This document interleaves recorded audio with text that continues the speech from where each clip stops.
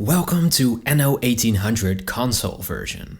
PC players are more than welcome to watch this too, as the information is mostly general information. In this video, we'll go over the things you must know in order to start off quickly and efficiently.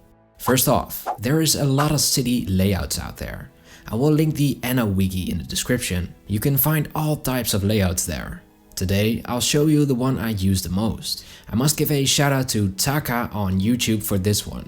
Go check him out if you haven't. The idea is to build 2 residences, leave a space and build one more. Then make one more next to it, leave a space, 2 residences, space, etc. Everything you need you can fit in this 10 by 10 block, which is not only very useful but also makes your city look very natural.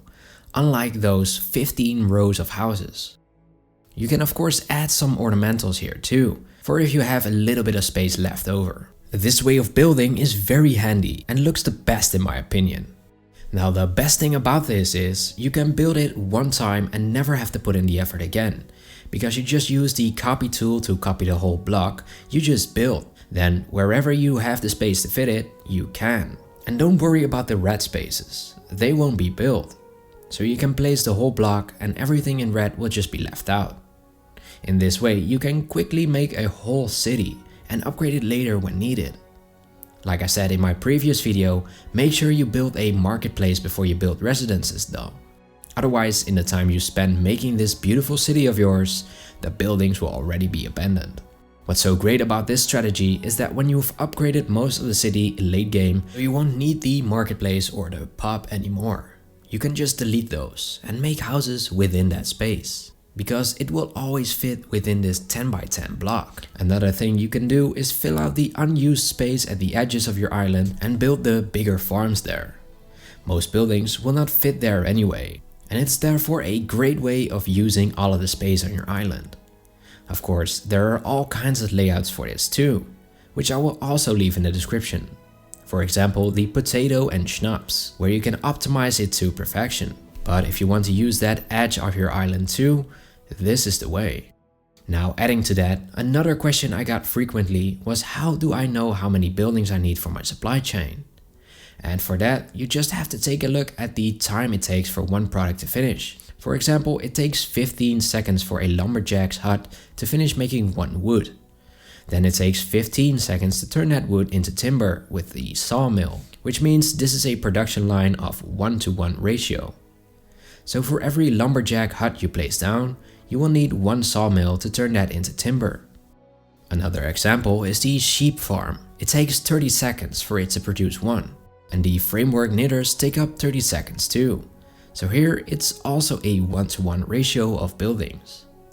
Now of course, the longer you play, the more difficult this gets. For example, the pig farms. It takes 1 minute for it to produce 1 pig.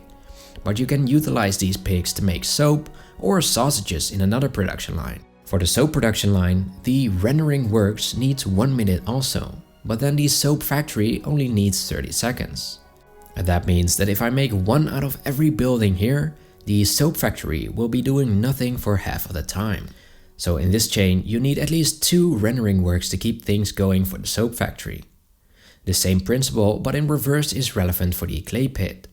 It takes 30 seconds for that one to produce 1 clay, but then the brick factory needs 1 minute, which means that this chain will produce 2 clay every minute, but 1 brick. So to avoid that clay buildup in your storage, you will need 2 brick factories.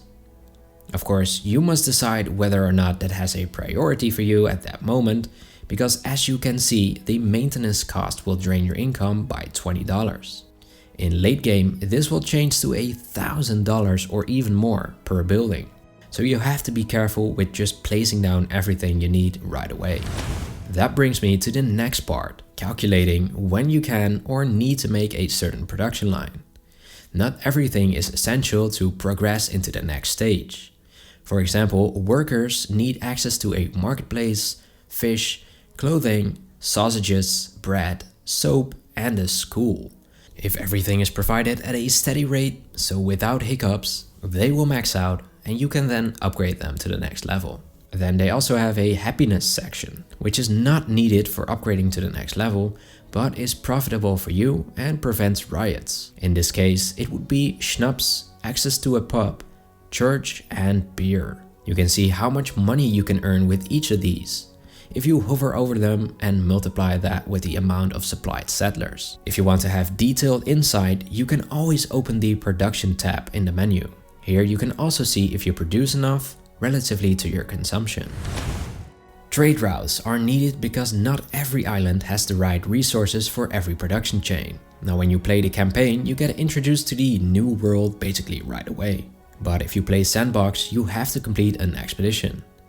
Once you have access to the new world, you will see certain resources there, like cotton or rum, which are only available to produce over there. And you will have to ship back these goods to the old world in order for your production lines to keep working. You can use charter routes, which basically outsource this process for you at a cost. Or you can assign your own ships to do it. Select the island where it's at and the island where you want it to end up. Select the resource, and here is where it gets interesting. You can select -50, which is the max for one slot, or less than that. Now if you're moving one resource from the new world to the old world, this will take up a little bit of time. But if both islands are in the old world, this will be done pretty quickly. If you just got one island set up as a production island, that's no issue. But if you want to share one basic need from one island to the other, most likely the source island will end up without that very resource over time, because the trade route will just pick up and drop off endlessly. In order to stop that from happening, you can set minimum amounts on every resource at the trading post, so it will only pick up once it exceeded that number you put in. In this way, you can maintain the resource on Island 1 and still share that with Island 2. Another aspect to this is the island options, which you will find in the trade route menu. Here you can change the loading and unloading behavior. You can select wait to unload, which means your ship will wait until there is enough space on your island. Discard cargo, which means they will throw out everything that didn't fit in the storage of that island. Or the default option, which means the ship will take the excess with it for another round.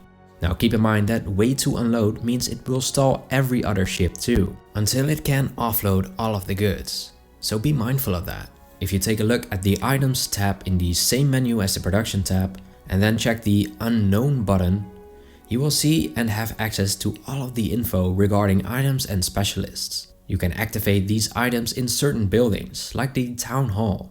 Then the effect will be activated for all buildings within the range of that town hall. You can even learn how to obtain the items in multiple ways. Now, like I mentioned in my previous video, you can always take a look at Eli Bleakworth's inventory. And you can even reroll the items for 5k.